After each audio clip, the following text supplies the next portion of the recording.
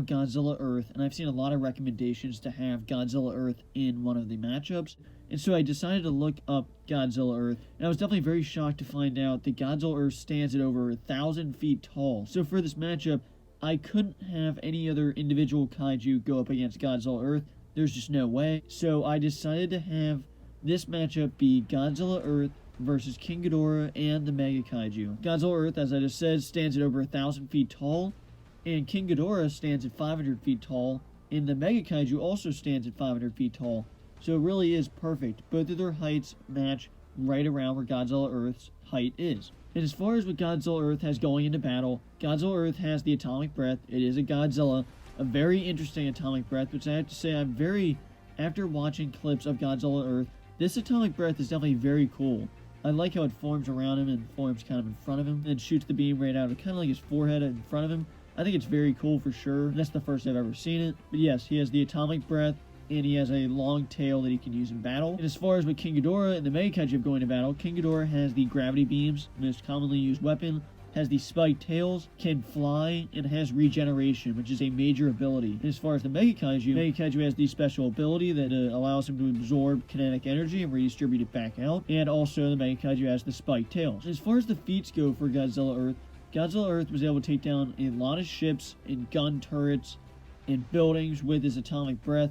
You think he gets damaged and absolutely annihilates a bunch of items in just one little area.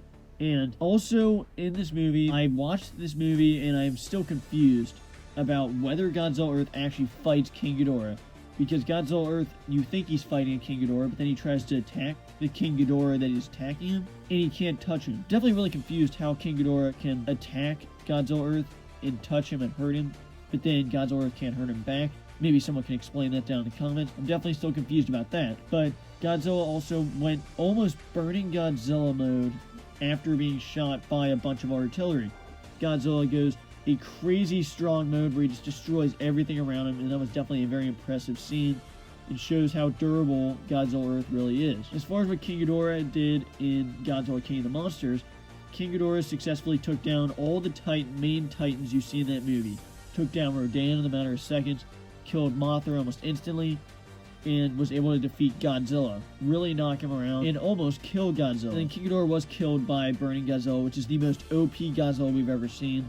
As far as what the Mega Kaiju was able to do, the Mega Kaiju was able to take down 4 Jaegers, 4 very advanced Jaegers. Now, they were piloted by amateurs. They were not good pilots that were piloting them. They were very unexperienced, but they were still very advanced Jaegers, and these teenagers and these Jaegers were still doing very good against Cat 4s and Cat 5s. They were dealing with Cat 4s like they were nothing. So, Mega Kaiju was able to take on all of them at the same time, 4 different targets, and then successfully take them all down.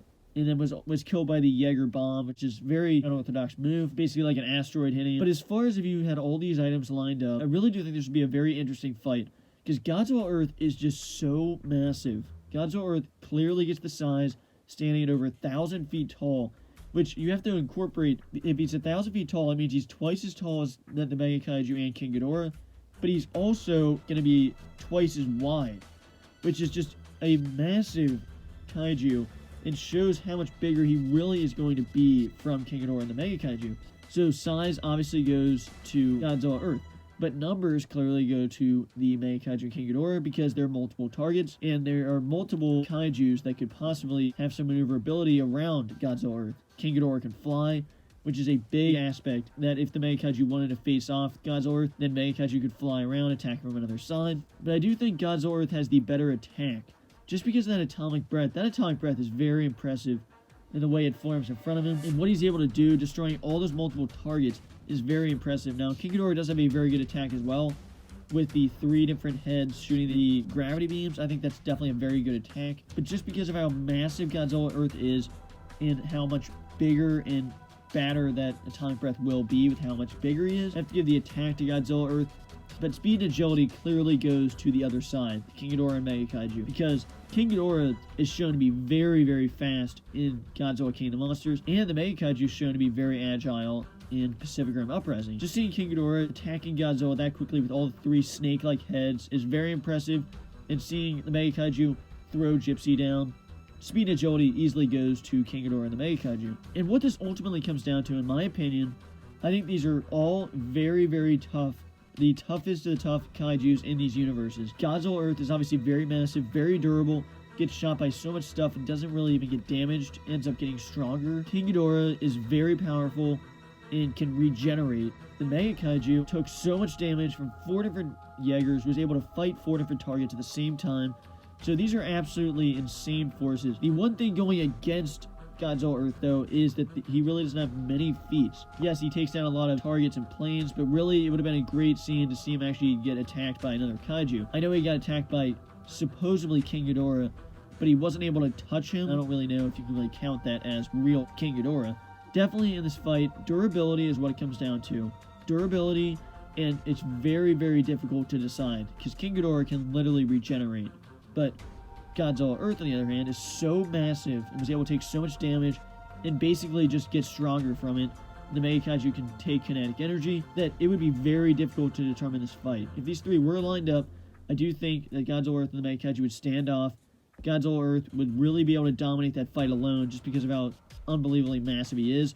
I think the Mega Kaiju would try to stab him with the tails, really try to bite, have his arms up, stand on his back 2 legs to get as much height as possible. I think King Ghidorah could be firing the gravity beams whenever he wanted.